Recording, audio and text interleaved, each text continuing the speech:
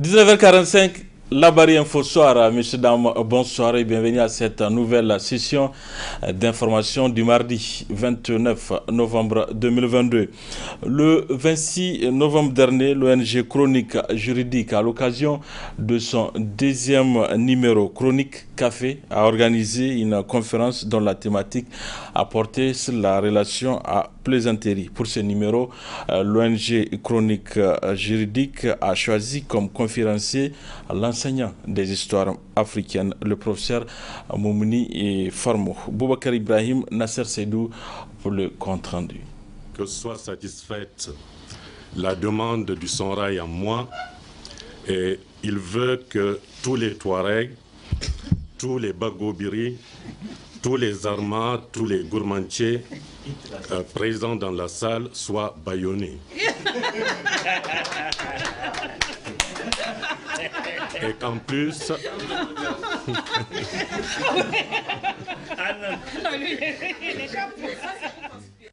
des plaisanteries, des taquineries qui occasionnent des rires sans jamais provoquer une certaine crispation. C'est à travers cette parfaite tradition nigérienne qui s'est ouvert pour ce mois-ci le deuxième numéro des rencontres du Chronique Café de l'ONG Chronique Juridique. Investir la relation à plaisanterie, tel est le thème choisi pour cette deuxième conférence de ce tout nouveau cadre. Dans son discours d'ouverture, la présidente de l'ONG n'a pas manqué de revenir sur les objectifs de la thématique qui, selon elle, vise à raffermir les liens socio-culturels. Ainsi, pour cette thématique dont la portée est assez symbolique et représentative pour le Nigérien, l'ONG Chronique Juridique a fait appel à l'éminent professeur Moumouni Farmo, qui, dans sa présentation, a retracé l'essentiel de ce qu'il faut savoir sur la parenté à plaisanterie. La relation à plaisanterie est une pratique ancestrale, c'est une tradition, c'est-à-dire donc une pratique transmise de génération en génération. C'est une coutume, c'est-à-dire une habitude, une manière de faire à laquelle le plus grand nombre dans un groupe social se conforme. Mais que faut-il entendre par relation à plaisanterie? C'est une pratique ancienne, signalée en Afrique de l'Ouest, en Afrique centrale, en Afrique australe et à Madagascar. Une relation qui s'institue entre deux personnes, entre plusieurs groupes de personnes, ayant ou non des liens consanguins. C'est une manière de communiquer faite de raillerie, de moquerie, de taquinerie réciproque et parfois d'insultes, sans que la situation ne dégénère en risque, en bagarre rangée ou en guerre. La relation à plaisanterie s'exerce donc dans la famille et entre des familles, dans des groupes sociaux et entre groupes sociaux, dans des catégories socio-professionnelles et entre catégories socio-professionnelles. Je voudrais, avant de poursuivre, signaler la force neutralisante ou annihilante dont dispose la relation à plaisanterie. Je veux dire par là qu'elle vide l'insulte de sa charge négative, de sa charge déshonorante, outrageante, irrespectueuse ou indigne. Une participante à cette conférence a également partagé une histoire assez émouvante. C'est une chance qu'on a. Et j'avais un cousin, je me souviens pas à son âme, il était au collège. Quand il revient de l'école, les autres ont des balafres. Lui, il n'est pas balafré. Et tous les Germains qui étaient là, ils taquinaient ses frères et sœurs. Et lui, personne ne le taquine du cahier. Où sont tes preuves que tu es Bogobi? Et je vous assure, une fois en descendant de l'école, il est parti, il a trouvé un wanzan. À midi, il s'est assis, on lui a fait les balafres. C'est quand il est rentré à la maison, son père, mais c'est quoi ça? Il dit que non, chaque fois qu'on revient de l'école, les autres ne blaguent pas avec moi, ils disent que moi je ne suis pas Bogobé. Et il est parti se faire balafrer. Et dans cette salle, je ne sais pas, vous n'avez pas. Où sont les Kassenawa? Il n'y a pas de Kassena. Et ces gens-là, j'attire l'attention des Germains. Vraiment, ils profitent de votre générosité à Niamey, je vous préviens. Voilà. Ils ont les balafres, les Germains confondent les Kassina, les Gobra à cause des cicatrices. Et si quand on voit un Bakatina, vous le dites, Bogobiri ne vous dira jamais non. Parce que c'est nous les chefs. Il n'y a pas longtemps, j'étais à Dosso, j'ai fait un court séjour à Dosso. Et je suis restée, ma loge, c'était une Germain. Quand je me réveille, bonjour Zarma Zayo, Bogobiri Barao. Bonjour. Et c'est comme ça qu'on se salue. Dès qu'on sort de la chambre, pour vous dire que c'est très important. Et j'ai appris cette histoire entre les Germains de Dosso et puis les Gobra. C'était nous, on avait... Voilà, il y avait une guerre entre nous et les Dossolais. Donc, comme ils savaient qu'on allait gagner d'avance, qu'est-ce qu'ils ont fait? Ils ont donné une de leurs filles, Zainabou. Ça, je l'ai appris sur Télé Sahel. Je l'ai appris sur Télé. Ils ont donné une de leurs filles, Zainabou, en mariage à un Gobin. Ce qui a fait qu'il n'y a pas eu de guerre. Ça a désamorcé. Oui, vraiment, il n'y a pas eu. Il n'y a pas eu cette guerre-là. Et actuellement, j'ai un petit frère qui se marie une Germaine. Elle me fait pitié. Elle est calme chaque fois à la maison. Il l'embête, il l'embête. J'ai dit, mais réponds-lui. Elle sourit, elle dit rien. Il l'embête tellement. Donc, vraiment, c'est un point très important. C'est un thème très important qui a été abordé aujourd'hui. Il faut qu'on continue dans ce sens. Saluant la particularité du Niger dans cette œuvre, le colonel Moumouni Hamidou n'a pas manqué de préciser que la parenté est une des vertus qui a permis aux communautés nigériennes d'être jusqu'alors à l'abri du regrettable. Au Niger, on se félicite quand même d'être au-dessus de ce genre de considération et de considérer le problème comme étant un problème national qui regarde tous les groupes. Il n'y a pas de spécificité. Quand vous regardez un bandit, n'a ni de famille, ni d'ethnie, ni de région. Ils font le mal partout. Au Niger, le cousinage a sa place et nous faisons de ça un ciment pour notre unité, pour l'unité nationale. C'est un élan qui peut vraiment être porteur pour le pays et ça nous évite beaucoup de problèmes. Rappelons enfin qu'au Niger, généralement, si en temps de politique et de considérations se rapportant à l'identité cherche à prendre le dessus sur le bon sens, il serait, pour ainsi dire, fondamental que nous apprenions à demeurer fermes face aux discours politiques qui menacent très souvent la cohésion sociale. Le prix de la baguette du pain a une fois de plus connu une augmentation de 25 francs CFA. Cela a été confirmé ce jour par le secrétaire général du patronat des boulangers à la suite d'un constat fait par une de nos équipes. Il s'agit de Boubacar Ibrahim et Boubacar Souley. L'on n'est vraiment pas sorti de l'auberge, comme dirait l'autre, se trouvant dans une situation embarrassante et désagréable qui est loin de connaître son épilogue. Depuis un certain temps, les habitants de Niamey et peut-être même au-delà vivent une situation caractérisée par une augmentation des prix sur des produits de première nécessité. Ainsi, ces derniers jours, les Nigériens assistent à une augmentation du prix de la niche de pain à sa source. Pour le secrétaire général du patronat des boulangers et pâtissiers du Niger, l'augmentation s'explique par diverses raisons. Dans nos guichets, effectivement, la baguette a bougé. Le prix a augmenté, c'est relatif à l'augmentation du prix de la farine, qui est d'ailleurs même pas que le prix est augmenté, mais aussi à le fait que la farine elle est vraiment rare aujourd'hui. Il n'y a pas la disponibilité.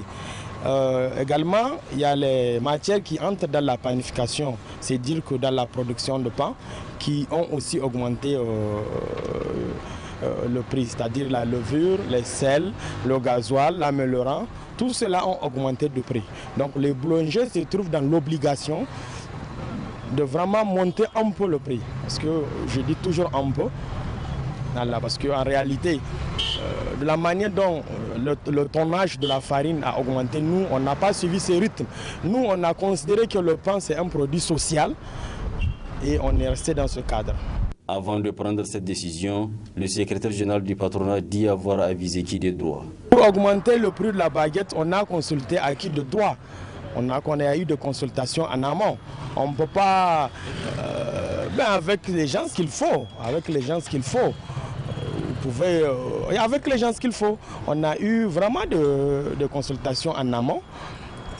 Cela nous a amené à augmenter le prix de la baguette. Parce que le pain, vous n'êtes pas sans le savoir, comme je le disais tantôt, c'est un produit social. On ne peut pas venir un bon matin dire que bon voilà, nous augmentons d'une manière exponentielle le prix de la baguette. Non, nous avons vraiment considéré le social. En attendant une solution à cette situation, les Nigériens vont continuer à subir les dictats des boulangers du pays qui, à leur tour, semblent ne plus savoir à quel sens se vouer. Ouverture ce matin au Grand Hôtel de Niamey d'un colloque international sur la paix et le cinéma, une initiative de l'association des cinéastes nigériens. Plusieurs experts sont conviés pour échanger pendant 48 heures sur le thème « La caméra et une arme ». Oui, mais au service de la paix. Le point avec Adam Soumana.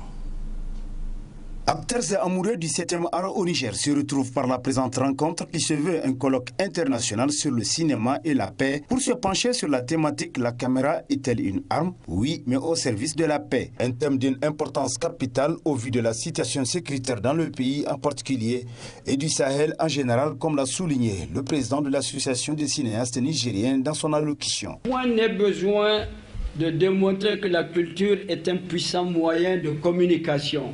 Oh, que dis-je, de communion, d'éducation et de compréhension des peuples. Et le cinéma, selon le mot du célèbre Umar Ganda, le cinéma est un livre qui se lit par excellence de tous, lettrés ou pas. Nous avons convié d'éminents conférenciers de Paris, de Cotonou et même le secrétaire général de la Fédération panafricaine des cinéastes, la FEPACI. Malheureusement, pour diverses raisons, ils n'ont pu effectuer le déplacement. Les chercheurs et conférenciers sont là, avec nous, pour nous entretenir de la paix et des relations entre le cinéma et la paix. Quant au ministre de la Culture, tout en rendant un hommage mérité au précurseur du 7e art au Niger, il a de vive voix loué cette initiative des cinéastes nigériens. En ces moments où le Sahel fait face à des défis sécuritaires majeurs, les cinéastes ne peuvent rester en marge des réflexions et actions concourant à la pacification de l'espace. Cela constitue la contribution de la culture en général et du cinéma en particulier. Pour soutenir les efforts des pouvoirs publics et de tous les acteurs sociaux qui œuvrent sans relâche pour la paix dans notre espace, paix sans laquelle le développement ne peut s'envisager. Mesdames, Messieurs, honorables invités, en s'intéressant à la problématique de la paix dans notre espace, en initiant ce projet et en bravant tous les obstacles jusqu'à aboutir à ce rendez-vous d'aujourd'hui, les cinéastes nigériens démontrent à suffisance leur responsabilité dans la gestion de la société nigérienne. A noter que ce rendez-vous d'échange sur le 7e art qui durera 2 jours enregistre la présence de grandes figures du cinéma africain venues prêter main forte aux cinéastes nigériens dans leurs réflexions. Le CCOG de Niamey a abrité ce matin le premier forum dénommé Saronia, qui est une initiative de Déboire, un forum qui a pour thème contribution de l'art à la réduction des violences basées sur le genre dans un contexte d'extrémistes violents. Le résumé avec Adamou Soumana. Utiliser la culture et l'art pour combattre toute forme de discrimination basée sur le genre, tel est l'objectif que s'est assigné Déboire à travers ce forum dénommé Saronia. Pour cette première édition du forum Saronia, je vous appelle à encourager toutes ces jeunes femmes venues de 8 coins du Niger pour apporter leur voix à celle de toutes les autres femmes et hommes qui veulent une société sans violence.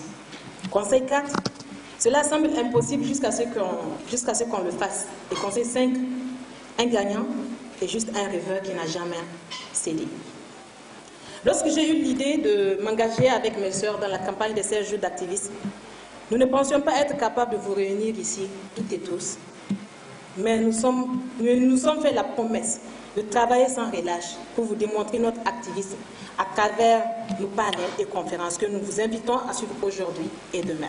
A noter que ce forum est coparrainé par la ministre de la Promotion de la Femme et son homologue de la Culture, dont leurs représentants ont salué cet événement. Comme vous le savez, au Niger, les violences constituent un phénomène social majeur et persistant reconnu par l'État et qui affecte dans leur grande majorité les femmes et les filles.